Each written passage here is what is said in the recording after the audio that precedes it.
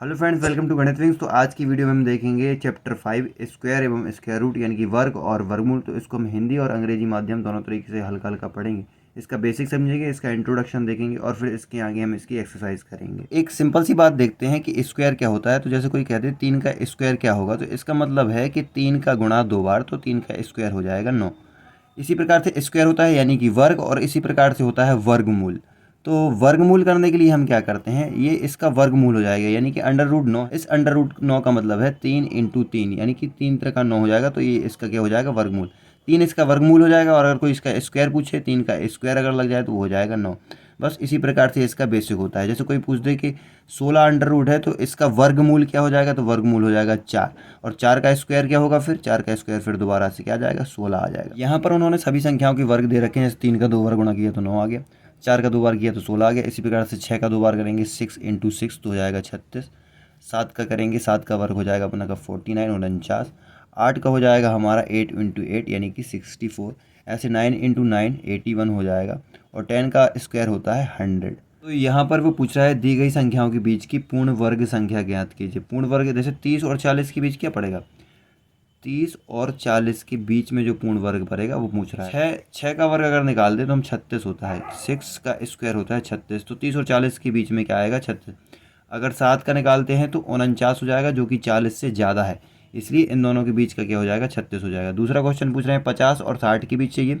तो देखिए 7 का स्क्वायर होता है 49, जो कि 50 से कम है। हमें 50 और 60 के बीच में चाहिए। और 8 का स्क्वायर होता है 64, जो कि 60 से ज़्यादा है। यानी कि इन दोनों नंबर के बीच कोई भी हमें पूर्ण वर्ग संख्या नहीं मिलेगी। यहाँ वो पूछ रहा है कि क्या हम कह सकते हैं कि निम्नलिखित संख्याएं पूर्ण वर्ग संख्या है, हम कैसे जानते हैं। देखिए वो पूछ रहा है क्या ये पूर्ण वर्ग संख्याएं हैं क्या। तो इसका तरीका तो ये है ना, हम जानते हैं कि अगर 1 का वर्ग देखा जाए 1, 2 का वर्ग 4, 3 का वर्ग 9। अगर इनका इकाई का अंक देखा जाए, इसमें तो एक ही इकाई का अंक है, इसमें 4 है, इसमें 9 है। इनका इकाई का अंक 6 है, इसमें 5 है, इसमें 6 है, इसमें 9 है, इसमें 4 है और 1 है, और ये लास्ट में कितना है, 0 है। तो अगर हम देखें 1 4 9 6 5 6 9 4 1 0, तो कुल मिला के ये लास्ट में जो संख्याएं रिपीट हो रही हैं वो यही हो रही हैं 0 1 4 5 6 9। अगर ये इकाई के अंक में कहीं पर 0 1 4 5 6 9 हमें मिल जाती है तो वो पूर्ण वर्ग संख्या हो भी सकती है और नहीं भी हो सकती है। कुछ तो हो जाएंगी, कुछ नहीं होंगी। लेकिन अगर इकाई के अंक में 2 3 7 8 मिल जाता है अपन को, जैसे यहाँ पे 7 है, तो ये कभी भी पूर्ण वर्ग नहीं होगी। ठीक है, यहाँ पर 3 मिल गया तो ये भी कभी भी पूर्ण वर्ग नहीं होगी, क्योंकि इकाई में अगर 2 3 7 8 मिल गया तो वो पूर्ण वर्ग होगी नहीं। क्यों नहीं होगी, क्योंकि इनके वंश डिजिट में कहीं ये नंबर तो आते ही नहीं, 2 3 7 8। कहीं आप देख रहे हैं क्या आ रहे हो, नहीं आ रहे हैं। तो इस तरीके से ये इसका बेसिक हो जाएगा कि भाई साहब 0 1 4 5 6 9 मिलता है तो ये पूर्ण वर्ग होगी। अगर 2 3 7 8 मिलता है तो कभी भी नहीं होगी। इसमें क्या होगा, हो भी सकती है और नहीं भी। जैसे देखो 100 में हमें 0 मिल रहा है, लेकिन पूर्ण वर्ग के लिए क्या है, 2 0 मिल रहे हैं, तब ये जाके वर्ग होगा। लेकिन 10 तो किसी का वर्ग नहीं है ना, तो इसलिए ये 10 पूर्ण वर्ग संख्या नहीं है। इसमें 0 भी है, फिर भी 100 10 × 10 करेंगे अगर हम तो 100 मिल जाएगा, लेकिन 10 तो पूर्ण वर्ग नहीं। इसी प्रकार 400 है तो ये 20 का पूरा है, इसमें भी 0 मिल रहा है। 121 देखो 1 मिल रहा है ना लास्ट में, वंस डिजिट में 1, तो यहाँ पे 1 है, इसका मतलब ये पूर्ण वर्ग हो जाएगी। ये 11 का वर्ग है, 11 × 11 करेंगे तो 121 आ जाए। 25 भी देखो वंस डिजिट में 5 मिल रही है, इकाई अंक में 5, तो इसका भी 25 हो जाएगा 36। अगर 0 1 4 5 6 9, अगर इसमें 6 मिल रहा है तो ये भी हो जाएगी। कई ऐसी संख्याएं हैं जो नहीं भी होंगी, जैसे 366 वर्ग नहीं है किसी भी संख्या का। इसी प्रकार ये देखो इसमें 27 है तो 27 वर्ग नहीं है, ये तो घन है, तो ये वर्ग नहीं क्योंकि 7 है इसके लास्ट में। इसमें 43 है, 3 है लास्ट में, तो ये भी किसी संख्या का वर्ग नहीं। ये 202 है, इसमें 2 है लास्ट में, तो ये भी किसी संख्या का वर्ग नहीं। तो इसमें से हमें देखना है कि क्या कोई वर्ग है क्या। ये नहीं है क्योंकि 7 है इसके लास्ट में, इसके लास्ट में 3 है, ये भी नहीं है, इसके लास्ट में 8 है तो ये भी नहीं होगी। ठीक है, इसमें देखो 2 और पेयर भी देखने होते हैं, 2 2 के जोड़े भी देखने होते हैं, तो 2 2 के जोड़े तो बन रहे हैं, लेकिन इसमें लास्ट में 2 है तो ये भी पूर्ण वर्ग नहीं होगी। अब ये कहते हैं 1069, इसमें 9 है देखो, तो 9 पूर्ण वर्ग हो भी सकता है और नहीं हो सकता। फिर हम इसको चेक करना पड़ेगा। हम इसको गुणनफल विधि से चेक कर सकते हैं, भाग विधि से चेक कर सकते हैं, है ना। भाग विधि में 2 2 के जोड़े बनाए जाते हैं। तो ये पूर्ण वर्ग है, वैसे है नहीं, लेकिन अगर 9 है तो हम इसको चेक करके देख सकते हैं, वो हो भी सकती है। इसमें वंस डिजिट में 1 है यहाँ पर, तो ये पूर्ण वर्ग होगी, लेकिन ये भी नहीं है क्योंकि हमने इसको चेक कर रखा है। तो जैसे अगर मिल जाता है अपन को 49, तो ये पूर्ण वर्ग है ना, क्योंकि इसके 9 है और ये 7 का पूर्ण वर्ग है। 81 मिल जाता है, 1 है इसके वंस डिजिट पे, तो 9 का है। ठीक है। अगर मान लो 343 मिल जाता है तो इसके लास्ट में क्या है 3 है, तो ये पूर्ण वर्ग नहीं होगी। अब इसी में वो पूछ रहा है कि 5 ऐसी संख्याएं लिखिए जिसके इकाई स्थान को देखकर आप बता सकें कि संख्याएं पूर्ण वर्ग संख्याएं नहीं है। तो कोई भी 5 लिख सकते हैं जिनमें ये होगा भाई साहब वो वर्ग होगी नहीं, क्योंकि यहाँ पे आ ही नहीं रहा है इकाई के अंक में। तो आप लिख दो 22 लिख दो भाई साहब, 22 नहीं है ना। 42 लिख दो, 42 नहीं है। 72 लिख दो, 72 नहीं है ना। तो 2 का हो गया। अगर 3 का लिख सकते हैं आप 43 लिख दो, 43 भी नहीं है। 53 भी लिख सकते हैं आप। अगर यहाँ पे लिख सकते आप 47 लिख दो, 7 चाहिए। 8 से बनाना है तो 58 लिख दो भाई साहब, क्या दिक्कत है। 538 लिख दो भाई साहब। तो देख लेना आप, ये कभी भी वर्ग नहीं मिलेंगी आप। अब आगे देखते हैं क्या पूछ रहा है। कह रहा है 5 ऐसी संख्याएं लिखिए जिसके इकाई स्थान को देखकर आप नहीं बता सकते कि वे वर्ग संख्याएं हैं या नहीं। 5 ऐसी संख्याएं बताइए कि जिसके आप इकाई अंक को देखकर ये नहीं बता सकते कि वो वर्ग संख्या है कि नहीं। तो जैसे अगर हम 26 लिख दें तो इकाई के अंक में यहाँ पर हम 6 तो दिख रहा है, देखिए आप यहाँ पर 6 दिख रहा है ना। तो ज़रूरी थोड़ी है ये पूर्ण वर्ग संख्या है, 26 थोड़ी ना पूर्ण वर्ग संख्या, 36 है पूर्ण वर्ग, 26 नहीं है ना। इसी प्रकार से अगर हम 325 लिख दें, 325, तो इसमें इकाई के अंक में 5 दिख रहा है, लेकिन ये पूर्ण वर्ग थोड़ी ना है 325। जैसे कोई 730 लिख दे तो यहाँ पे 0 भी दिख रहा है, लेकिन ये पूर्ण वर्ग थोड़ी है। 729 होता है पूर्ण वर्ग, किसका होता है 27 का होता है। तो इसमें 9 है ना, लेकिन इसमें देखो 0 है, लेकिन ज़रूरी थोड़ी ना है कि अगर आ रहा है तो पूर्ण वर्ग हो। तो इस प्रकार से 5 आप कोई भी संख्या ले, ये 441 ये तो पूर्ण वर्ग है, ये 529 भी पूर्ण वर्ग है, लेकिन ये पूर्ण वर्ग नहीं है। तो आप ऐसी कोई भी संख्या, ज़रूरी नहीं है कि ये नंबर है, फिर उसको हमें चेक करना पड़ेगा है कि नहीं। बाकी ज़्यादातर गारंटी है अगर ऐसे नंबर लास्ट में मिलते हैं तो वर्ग होने की संभावना है, और नहीं भी है, लेकिन इसमें तो 100% श्योर है कि वर्ग नहीं होंगे। उन्होंने एक और प्रयास कीजिए, इसी के नीचे दे रखा है कि बताइए कि कौन सी संख्या है जो 1 पर समाप्त होगी। इनमें से कौन सी संख्या है जिसमें 1 पर समाप्त होगी। जैसे हम 9 का वर्ग करते हैं तो 81 आता है ना, 81, तो 9 का वर्ग 1 पर समाप्त हो रही है। इसी प्रकार से ये कुछ संख्याएं 1 का वर्ग अगर करेंगे तो 1 आएगा, 9 का वर्ग करेंगे तो 81 यानी कि 1 पर समाप्त होगी, 11 का वर्ग करेंगे तो 121 यानी 1 पर समाप्त होगी, 19 का करेंगे तो 19 का 361 होता है वर्ग, तो भी 1 पर समाप्त हो रही। यहाँ पर 21 का कर रहे हैं तो 21 का 441, तो भी 1 पर समाप्त हो रही। तो अगर हम वंस डिजिट का बस गुणा कर दें, 9 नाम 81, यानी कि 9 इंटू 9 कर दें तो 81 आएगा ना। इकाई अंक का बस गुणा कर दें तो हमें पता चल जाएगा कि 1 पर समाप्त होगी।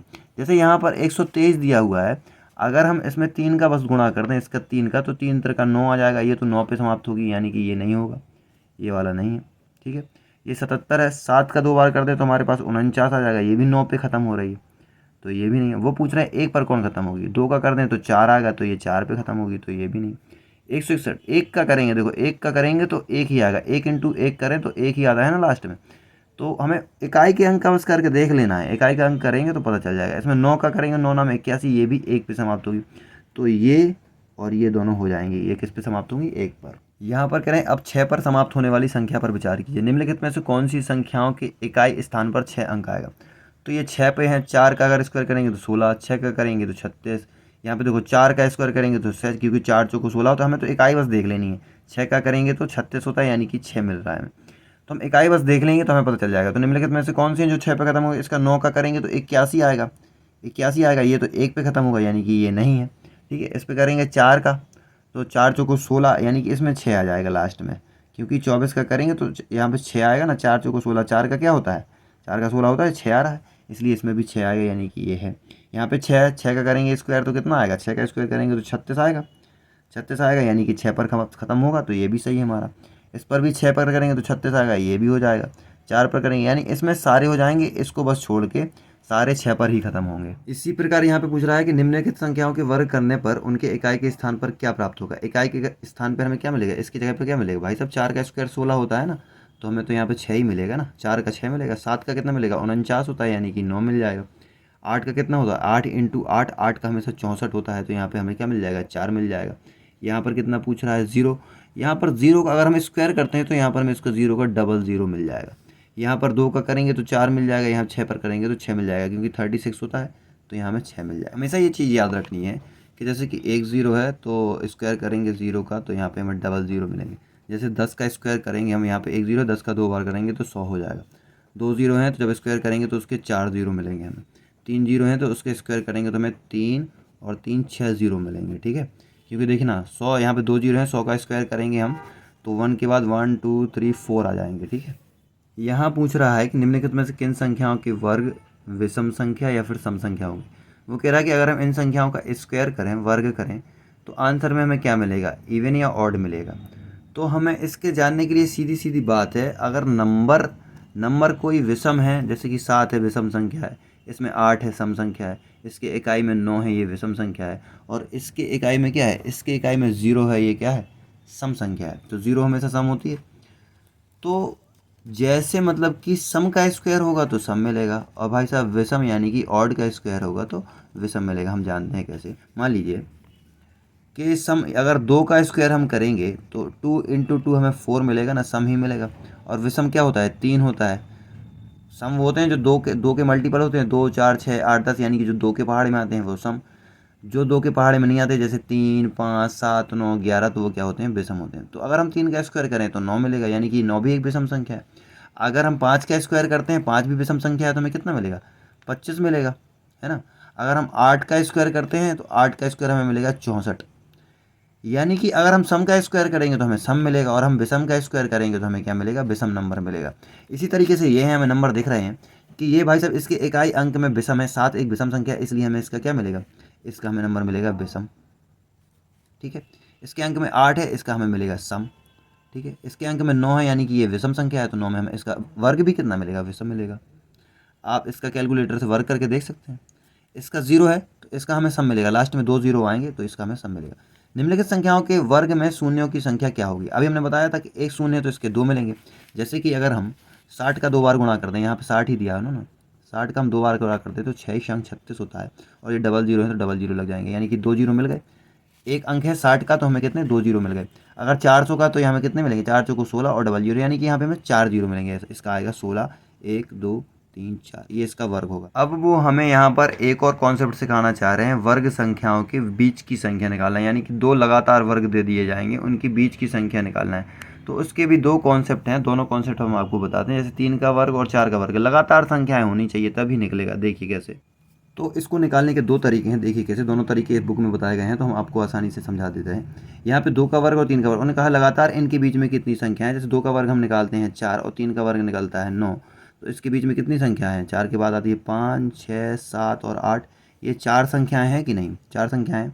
तो इसको अगर हम डायरेक्ट निकालना चाहते हैं, अगर बस ये शर्त है कि क्रमागत होनी चाहिए, 2 के बाद 3, 3 के बाद 4, 4 के बाद 5, ये नहीं कि एक 2 का पूछ लिया और एक 7 का पूछ लिया, तब नहीं होगा। तो 2 का और 3 का इनके बीच में निकालनी, इनके बीच में 4 संख्याएं हैं। लेकिन हम क्या निकाल सकते हैं, 2 इंटू ए का फॉर्मूला लगा के हम इसका ये निकाल सकते हैं। तो ए हमारा हो जाएगा ये पहला स्क्वायर, ए हमारा हो जाएगा पहला स्क्वायर, और 2 से हम गुणा कर देंगे तो पहला स्क्वायर क्या है हमारा 2 है, और उसमें हम 2 से गुणा करेंगे तो हमारा 4 आ जाएगा।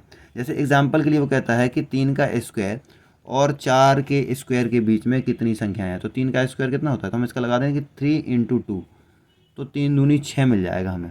अब हम 6 कैसे निकालते हैं, क्योंकि 2a है ना, फॉर्मूला 2a है तो हमने लगा दिया। a हमारी पहली संख्या है ये, और 2 हमारा ये है, तो 6 निकल आए। अगर हम निकालें 3 का वर्ग होता है 9, और 4 का वर्ग होता है हमारा कितना, 16। 9 के बाद 10 11 12 13 14 और 15, तो 1 2 3 4 5 6, 6 संख्या निकल आई ना। और वो इसमें बताना चाह रहे हैं कि इसका दूसरा तरीका भी है जो बुक में बताया गया है। तो वो कह रहे हैं कि वर्गों का अंतर कर दो और उसमें से -1 कर दो। जैसे कि यहाँ पे वर्ग है 3 का 9 और 2 का वर्ग है 4, तो 9 में से हमने अगर 4 घटाया तो हमारे पास आ गया 5, 5 आ गया, और -1 करना है तो -1 कर देंगे तो हमें पता चल जाएगा कि इनके वर्गों के बीच में 4 संख्याएं हैं। 4 निकाली थी हमने। इसी प्रकार से 3 का वर्ग यहाँ पे देखिए है 9, ठीक है, और 4 का वर्ग है 16, तो बड़ी संख्या से छोटी घटाएंगे ना, तो 16 -9 जाएगी, तो 16 3 3 6 और 7 9 7 16 होती है, तो 7 -1 करेंगे तो हमारे पास आ जाएगी 6। तो अभी हमने निकाला था कि इनके बीच में 6 संख्याएं, 1 2 3 4 5 6। तो 2 तरीके हैं, या तो आप 2a का फॉर्मूला लगा दीजिए, या फिर उनका वर्गों का अंतर कीजिए, यानी कि बड़े वर्ग से छोटे वर्ग को घटा दीजिए और उसमें -1 कर दीजिए। अभी यहाँ पर वही तो पूछ रहा है, वो 9 का स्क्वायर और 10 के स्क्वायर के बीच में कितनी प्राकृतिक संख्याएं हैं, तो बस अंडर वही लगा दो 2a फॉर्मूला, यानी कि 2 इंटू ए में क्या है 9 है, यानी कि 18 प्राकृतिक संख्याएं हो जाएंगी हमारी। मतलब इनके बीच में कितनी संख्याएं हो जाएंगी, 18। अब पूछ रहा है क्या 11 और 12 के बीच में कितनी है, तो यहाँ पे भी 2a लगा दो, 11 इंटू 2 यानी कि 22 हो जाएंगे। और दूसरा भी फॉर्मूला लगा सकते हैं जो उसका हमने पहले बताया था कि वर्गों का अंतर करके -1 कर देंगे। इसी प्रकार से ये है 100 और 100 101 के बीच में कितनी प्राकृतिक संख्या है, 100 और 101 के बीच में कितनी संख्या है, तो इसका लगा सकते हैं। देखिए 100 का अगर हम स्क्वायर करेंगे तो 100 का स्क्वायर आएगा 00 और 00, यानी कि इकाई, दहाई, सैकड़ा, हज़ार, 10,000, 10,000 आएगा। और अगर हम 101 का करेंगे तो आएगा हमारे पास 10201, 10,201। तो इसके बीच में लगभग 200 संख्याएं होगी इन दोनों के बीच में। तो अगर आप करेंगे 2a का फॉर्मूला लगाएंगे, 2a हो जाएगा मतलब कि 100 इंटू 2 हो जाएगा, तो आ रही है ना 200 संख्याएं। तो 2a वाला ज़्यादा आसान होगा आपके लिए। तो इसी प्रकार से आप इसको भी निकाल सकते हैं, 90 का और 91 का, और यहाँ पर 1000 का और 1001 का। बस कुछ नहीं करना है, 2 इंटू a कर देना। जैसे यहाँ पे 90 और 91 का पूछ रहा है तो 90 इंटू 2 कर देना, 90 इंटू 2 यानी कि 9 दूनी 18, 180 इनके बीच में संख्याएं आएंगी। यहाँ पर पूछ रहा है 90 और 91, ठीक है। यहाँ पर पूछ रहा है 1000 और 1001, तो 1000 का गुणा कर देना 2 से, तो यहाँ पर आ जाएगा 2000 आएंगे लगभग। यहाँ पर वो एक और कॉन्सेप्ट समझाना चाहते हैं, विषम संख्याओं का जोड़, यानी कि सम ऑफ ऑड नंबर।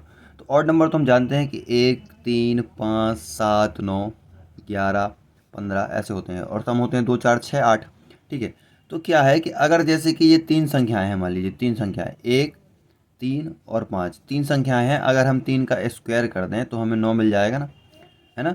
तो यहाँ संख्याएं जितनी होगी उसका स्क्वायर कर देंगे तो हमें उतने नंबर मिल जाएंगे, यानी इनका सम देखो, यानी कि जोड़, 5, 3, 8 और 1, 9, 9 आया ना। तो हमें क्या, इनको जोड़ने की जरूरत नहीं है। अगर हमें विषम संख्याएं मिलती हैं 1, 3, 5, 7 और 9, ठीक है, तो हम इसको अलग अलग जोड़ेंगे या तो फिर, लेकिन अगर हमें जोड़ना नहीं तो हम डायरेक्ट एक तरीका वो सिखाना चाह रहे हैं। क्या करेंगे, 1, 2, 3, 4, 5 है ना, 5 विषम संख्या हैं, तो अपन सीधे 5 का स्क्वायर कर देंगे, यानी कि 25। इनका जो जोड़ है वो 25 ही आएगा। देखो, 9, 7, 16, 16, 5, 21, 22, 23, 24 और 1, 25 हो गया ना। यहाँ एक और तरीका वो सिखाना चाह रहे हैं कि घटाकर भी हम पता कर सकते हैं कि ये किसी संख्या का वर्ग है कि नहीं। जैसे कि 9 तो हम जानते हैं ना कि 3 का वर्ग है, तो उन्होंने हमें 9 दे दिया। अगर अब घटाएंगे कैसे, तो लगातार विषम संख्याएं से घटाना चालू करेंगे। 9 में सबसे पहली विषम संख्या होती है 1, तो 9 में से 1 घटाएंगे तो 8 आ जाएगा। अब उसके बाद घटाएंगे 3, 8 में से 3 घटाएंगे तो 5 आ जाएगा, है ना। उसके बाद घटाएंगे क्या, 5, 1, 3, 5, 7, 9, इसी तरीके से घटाएंगे तो 5 घटाएंगे तो यहाँ पर 0 आ जाएगा। इसका मतलब है कि 9 एक वर्ग है, 9 जो संख्या है वो एक वर्ग है। अब मान लो कोई दे देता है 10 दे देता है, तो 10 तो हम जानते हैं ना कि वर्ग नहीं है, तो इसको हम घटाकर जान सकते हैं। जैसे कि अब 10 में से 1 घटाएंगे, सबसे पहले विषम संख्या 1 है, विषम से घटाना चालू करेंगे। 1 घटाएंगे तो हमारे पास कितना आएगा, 9 आएगा। अब 9 में से हम घटाएंगे, 1 के बाद 3 आता है तो हमारे पास कितना आएगा, 6 आएगा। अब 6 में से घटाएंगे 5, तो हमारे पास एक शेष बच जाएगा। एक शेष बच गया ना, कोई भी नंबर नहीं बचना चाहिए। अगर 0 आ गया है तो हम कहेंगे कि वो वर्ग है, अगर कोई नंबर बच गया तो हम उसको कहेंगे कि भाई साहब वो वर्ग नहीं है। तो ये एक कॉन्सेप्ट भी सिखाना चाह रहे हैं। यहाँ प्रयास कीजिए में भी वो यही पूछ रहे हैं कि बताइए कि निम्नलिखित संख्या में से प्रत्येक पूर्ण वर्ग संख्या है या नहीं।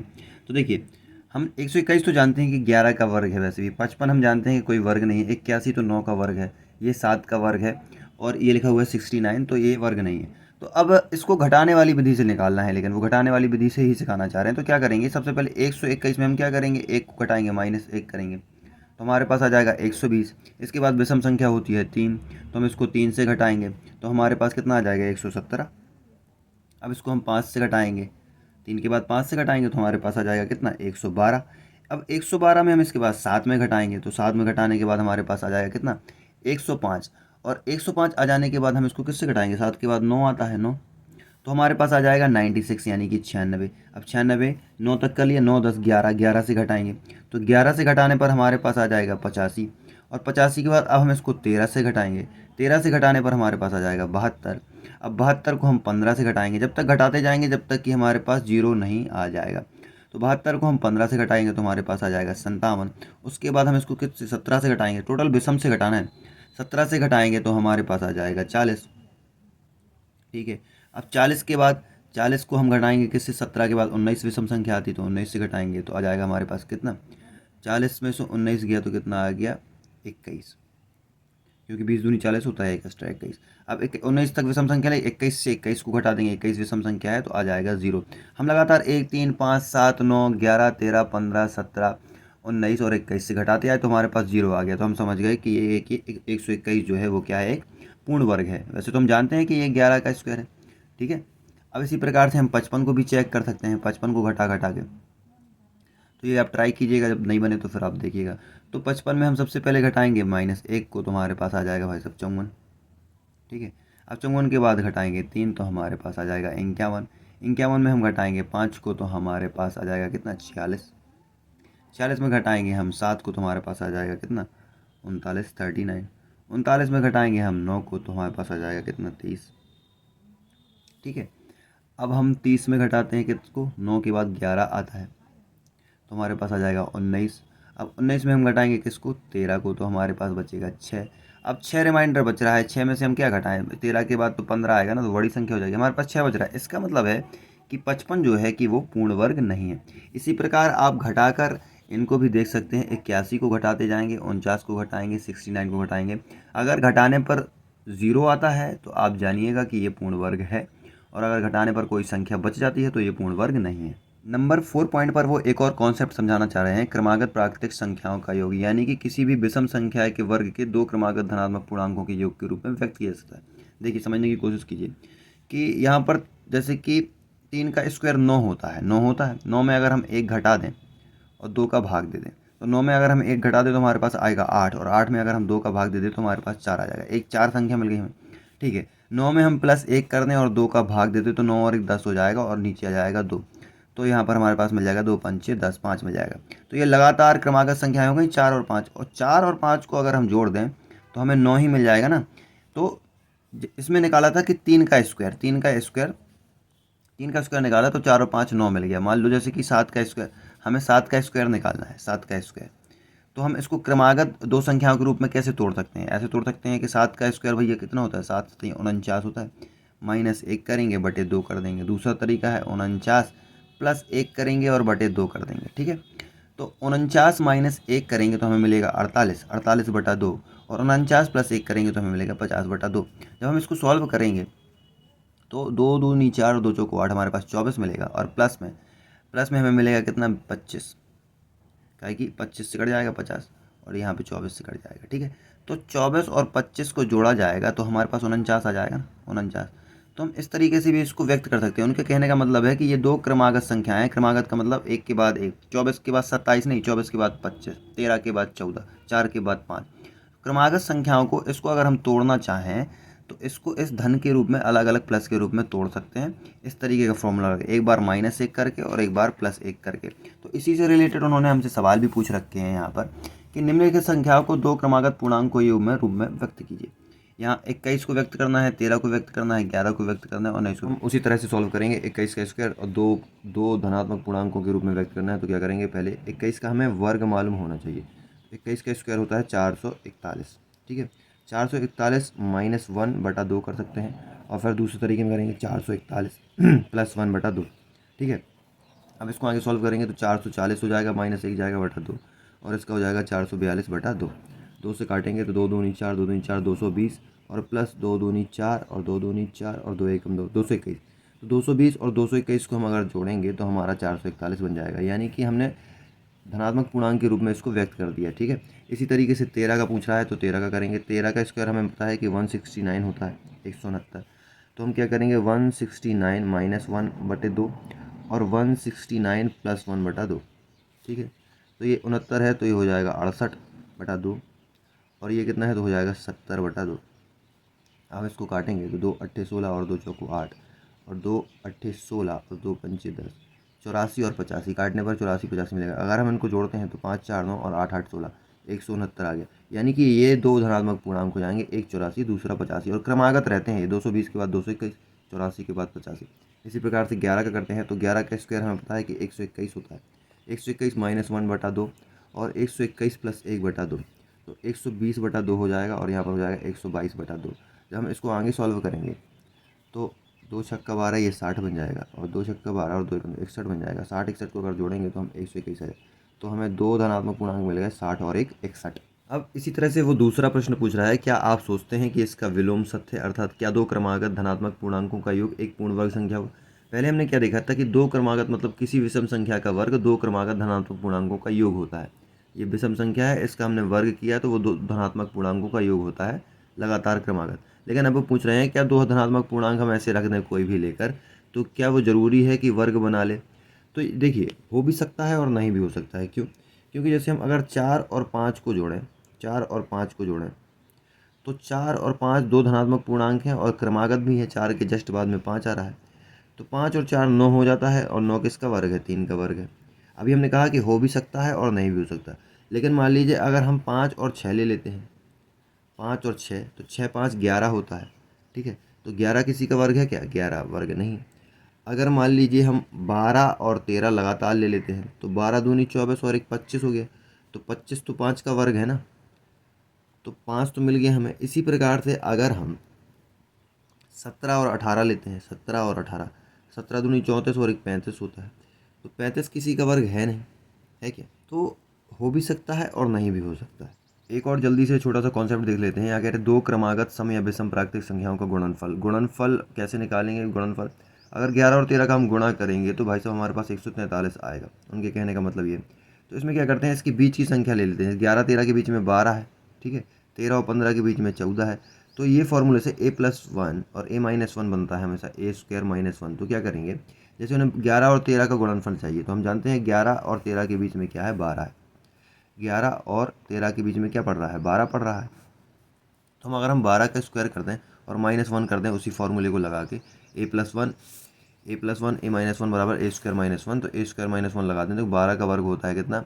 144 और -1 तो 143 आ जाएगा। तो इसका मतलब हमें ये है कि हमें 11 और 13 का गुणा नहीं करना पड़ेगा, डायरेक्ट हमें गुणनफल मिल जाएगा इस वाले फॉर्मूले से।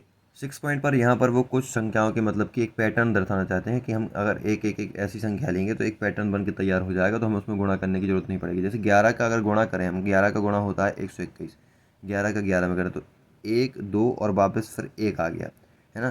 तो दो नंबर हैं इसमें, एक ये है एक ये है, तो हम 2 नंबर तक बढ़ेंगे, 1 और 2, और उसके बाद वापस वहाँ से उल्टी गिनती चालू कर देंगे। जैसे यहाँ पर 3 बार 1 है तो क्या यहाँ पर आएगा 1 2 3, और 3 के बाद उल्टी गिनती चालू हो जाएगी 2 और 1। ऐसा क्यों हो रहा है? क्योंकि गुणा में तो यही होता है ना। गुणा अगर करेंगे, देखिए हम तीनों का अलग अलग करके देखते हैं। पहले इसका 1 का करेंगे तो 1 1 1 आएगा, यहाँ 0 लगाएंगे, 1 1 1 आएगा, यहाँ 0 लगाएंगे, 1 1 1 आएगा, ठीक है।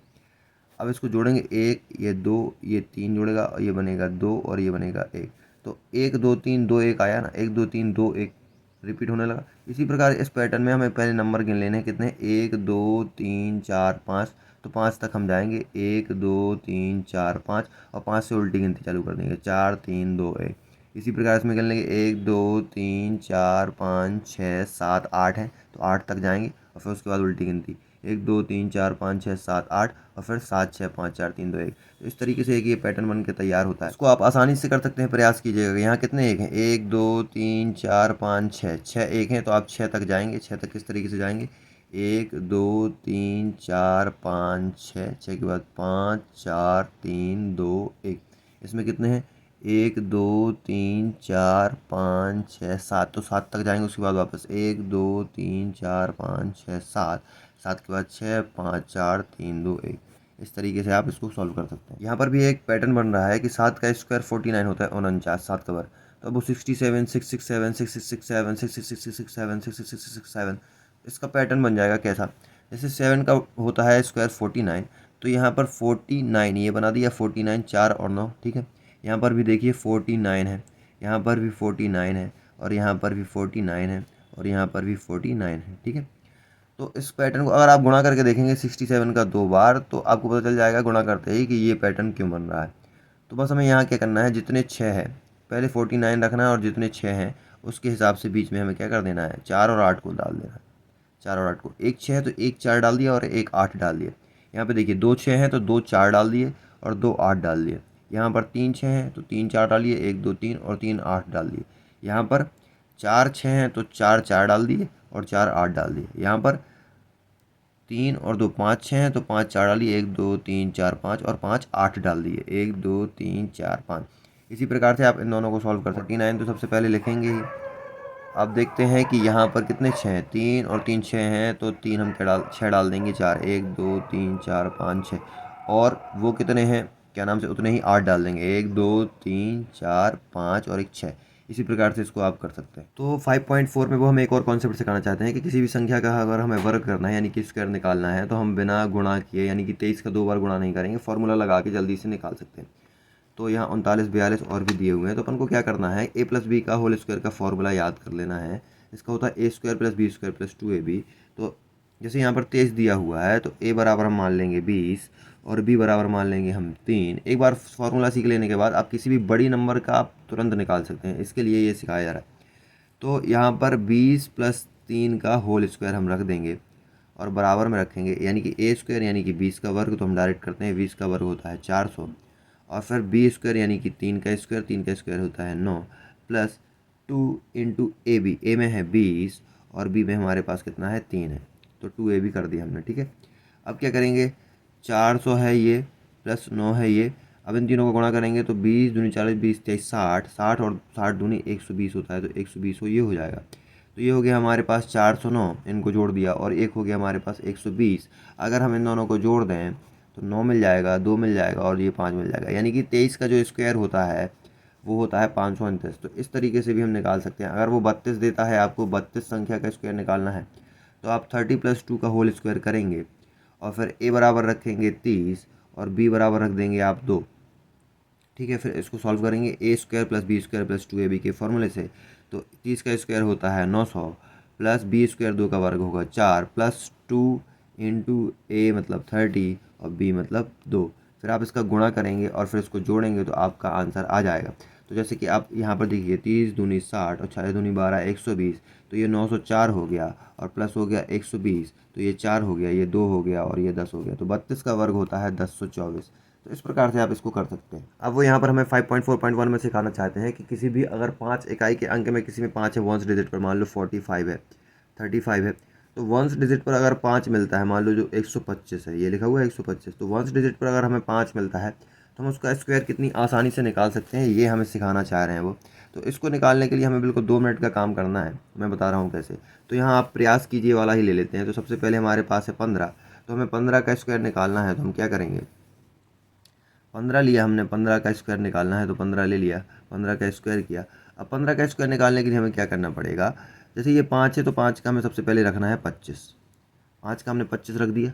ठीक है, अब क्या करना है, एक के जस्ट बाद में आता है क्या, 2, एक के बाद क्या आता है 2, 2 के बाद क्या आता है 3, तो एक के बाद 2 आता है तो हम 2 का इसमें गुणा कर देंगे, तो 2 एकम 2, यानी 15 का स्क्वायर हो जाएगा 225।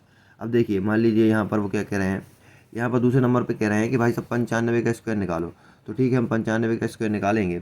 95 का स्क्वायर निकालने के लिए क्या करेंगे, 5 का तो हम रख देंगे 25, 5 का हमेशा 25 रख देंगे। 9 के बाद 10 आता है तो 9 में अगर 10 का गुणा करेंगे तो कितना आ जाएगा 90, यानी 95 का स्क्वायर हो जाएगा 9025।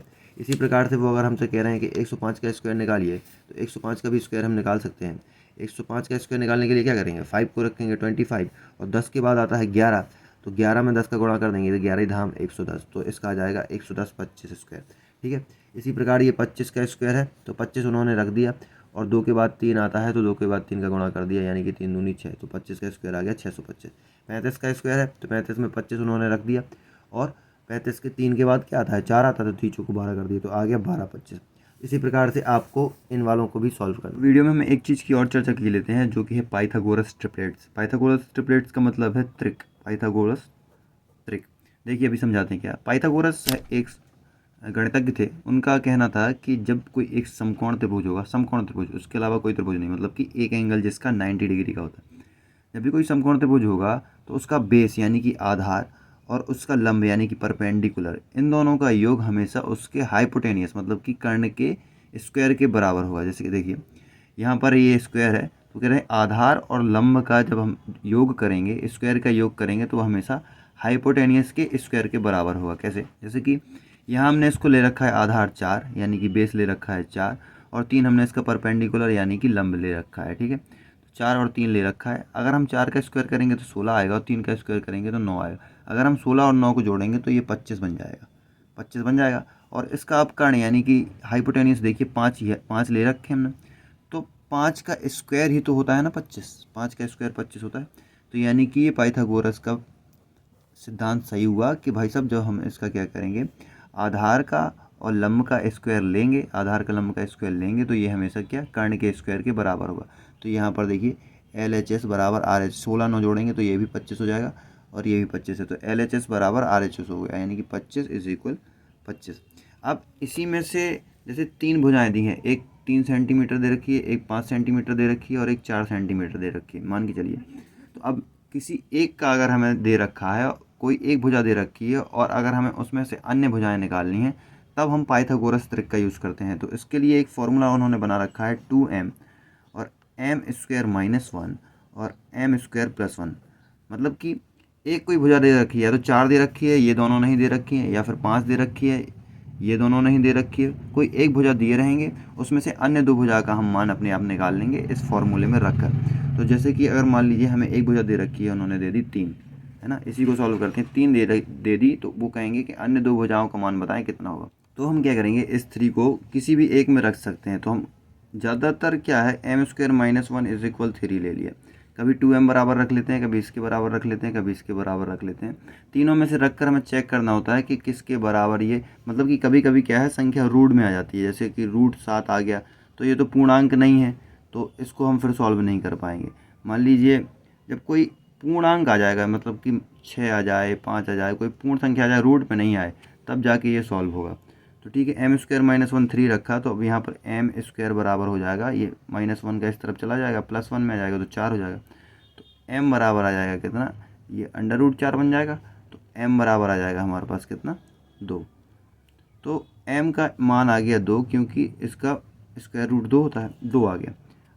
अब हम सब में इसका m की वैल्यू रख देंगे, जैसे 2m में m की वैल्यू रख देंगे अगर हम, तो हो जाएगा 2 × 2, m की वैल्यू 2 है, और फिर रख देंगे m² - 1 में, यानी कि 2 का स्क्वायर और -1, और फिर रख देंगे 2 का स्क्वायर +1। तो ये अगर हम वैल्यू रखेंगे तो 2 × 2 = 4, ये आ गया। 2 का स्क्वायर कितना होता है, 2 का स्क्वायर 4 - 1, और 2 का स्क्वायर 4 + 1, तो एक 4 है और एक 3 हो गई, और 4 + 1 5 हो गई, यानी कि ये तीनों हमें मिल गए ना। हमें तो केवल हमारे पास एक नंबर था 3, 3 से हमने ये दोनों 4 और 5 निकाल लिए। देखिए 4 और 5 निकाल लिए। जैसे मान लीजिए हम किसी और संख्या के लिए निकालते हैं, जैसे कि मान लीजिए किसी त्रिभुज का बेस है 8 है, परपेंडिकुलर और हाइपोटेन्यूस हमें नहीं पता है, तो हमें इसको ट्रिपलेट्स के माध्यम से निकाल सकते हैं। ट्रिपलेट्स होती है 2m, और एक होती है m² - 1, और एक होती है m² + 1। तो ठीक है, इसमें हम रखेंगे 8 है, तो 2m = 8 रख के देखेंगे। हम किसी भी तीनों में से किसी में भी रख कर देख सकते हैं। हमने इसके बराबर ले लिया, या फिर इसके बराबर भी ले सकते हैं, या फिर इसके बराबर ले सकते हैं। तो यहाँ पे 2m = 8 लिखा, तो m आ जाएगा 8/2, यानी कि m आ जाएगा हमारे पास 4, 2 4 तो 8, 4 आ गया। m की वैल्यू 4 आ गई, अब सब में रख देंगे, यानी कि 2 × 4, 4² - 1, 4² + 1, ठीक है। तो ये हो जाएगा 8, ये तो 8 हो जाएगा हमारे पास 8, और ये कितना हो जाएगा, 4 का स्क्वायर 16 - 1, यानी कि हो जाएगा 15, 4 का स्क्वायर 16 + 1 यानी कि 17। तो हमें 3 नंबर मिल जाएंगे, एक 8, एक 15 और एक 17। तो ये 8 है, तो ये 15 होगी, और ये कितनी होगी, 17 होगी, ठीक है। अगर हमें चेक करना है कि ये हमारा रूल सही है कि नहीं, तो हम ऐसा जानते हैं कि हम जो परपेंडिकुलर और बेस होता है उसके स्क्वायर के बराबर क्या होता है, हाइपोटेनियस होता है, मतलब कि जो आधार लंब का स्क्वायर होता है वो कर्ण के बराबर होता है। तो यहाँ पे 8 15 17, सबसे बड़ी भुजा क्या है, ये 17 है हमारी, तो समझ लेंगे हम कर्ण हमारा 17 है, इसका स्क्वायर करेंगे, और फिर क्या करेंगे, 15 का स्क्वायर कर देंगे और 8 का स्क्वायर कर देंगे, परपेंडिकुलर का और बेस का। इन दोनों का जब हम स्क्वायर कर देंगे तो हमेशा 17 का जो स्क्वायर होता है वो होता है कितना, 289। 17 का 289 होता है, 15 का होता है 225, और प्लस 8 का होता है कितना, 64। अगर इन दोनों को हम जोड़ें तो 5 4 9 और 6 2 8, और ये 2 का 2, 289 ये आ गया, और 289 हमारे पास ये है, यानी कि LHS बराबर RHS हो गया। इसका मतलब कि ये तीनों जो हमारी साइड निकली है वो सही है। तो इस प्रकार से इस फॉर्मूले का यूज़ करके चैप्टर में आएंगे, साइड निकालने के लिए आएगा। एक और कॉन्सेप्ट चैप्टर में पूछा गया है, जैसे हम वर्गमूल तो जानते हैं, जैसे 121 का वर्गमूल क्या होगा, 11, क्योंकि 11 का वर्ग होता है, 11 × 11 होता है 121।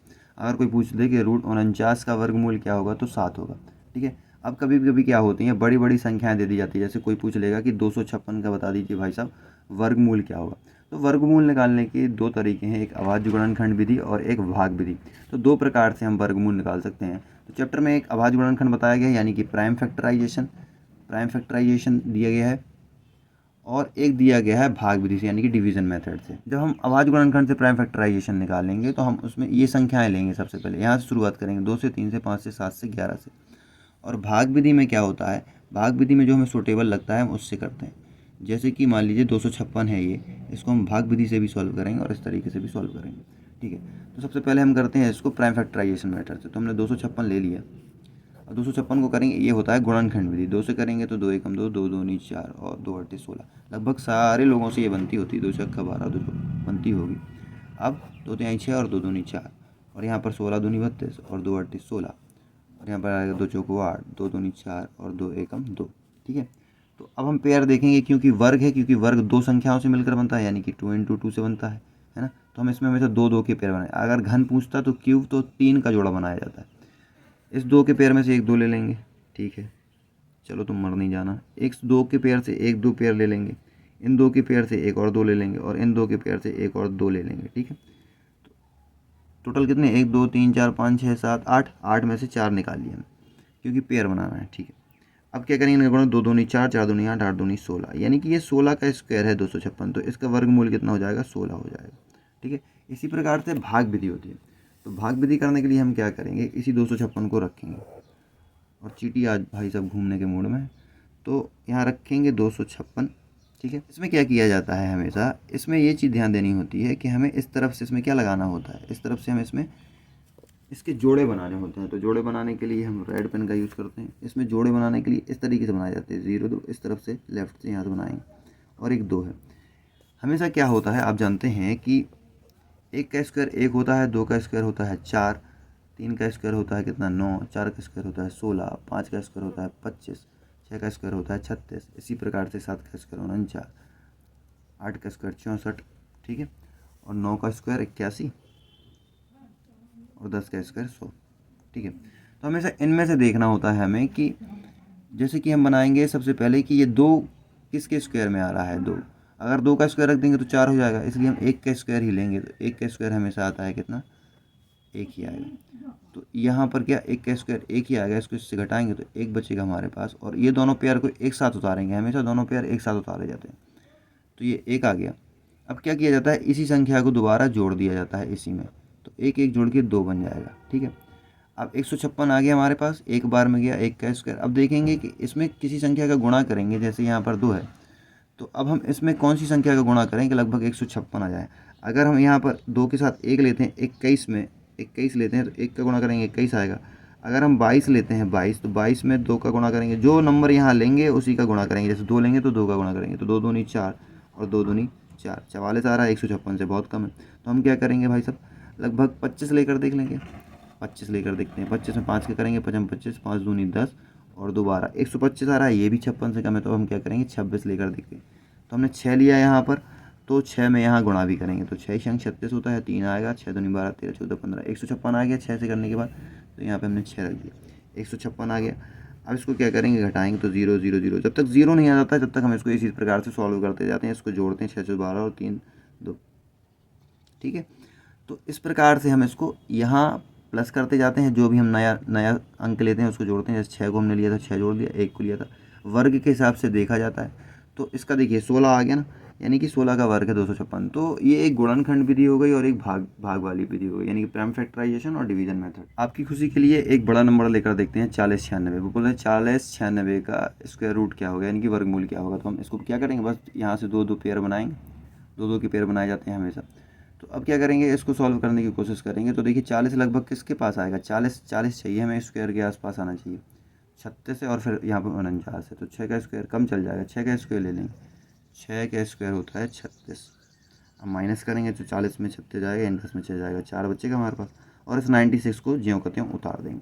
ठीक है, तो यहाँ पर हमें दोबारा से 6 जोड़ना पड़ेगा, क्योंकि जो संख्या लेते हैं उसको जोड़ेंगे, तो 6 और 6 12 हो जाएगा। ठीक है, 496 आ गया हमारे पास। अब हमें एक ऐसा नंबर लेना है, 12 के साथ ऐसा नंबर लेना है जो इसको लगभग आसपास में सॉल्व कर दे। अगर हम मान लीजिए 3 लेते हैं, 12 के साथ 3, तो 3 3 9, 3 दूनी 6 और 3 396 लगभग कम पड़ेगा। तो हम इसके साथ ले लेते हैं, 12 के साथ एक नया नंबर ले लेते हैं, 4 4 लेकर देखते हैं, 4 चौको 16 और 4 दूनी 8 और 1 9 और 4 एकम 4, 196। गुणा करने से मालूम पड़ जाता है कि 4 में 16 आएगा, तो यहाँ पर 6 दिख रहा है। तो लगभग आप जब आप प्रैक्टिस करेंगे तो आप सीख जाएंगे। तो 4 हमने इसमें जोड़ भी दिया, तो 8 आ गया, 2 आ गया, ये आ गया। ठीक है, यहाँ पर 4 बार किया, क्योंकि 4 बार सॉल्व किया तो 496 आ गया, यानी 0, यानी कि ये 64 का स्क्वायर है क्या, 40 96। तो ओवरऑल ये चैप्टर 5 का इंट्रोडक्शन था वर्ग और वर्गमूल का। मैं आपको गारंटी देता हूँ, अगर आप वर्ग और वर्गमूल का पूरा इंट्रोडक्शन एक बार आसानी से देख लेते हैं तो आप प्रश्नावली के सवाल खुद से सॉल्व कर सकते हैं। लेकिन फिर भी अगर आपको दिक्कत जाती है तो हम सारी प्रश्नावली एक एक कर लाएंगे और एक एक सवाल को सॉल्व करेंगे। तो वीडियो पसंद आया तो वीडियो को लाइक करें, और चैनल पर नए हो तो चैनल को सब्सक्राइब करें। Thank you.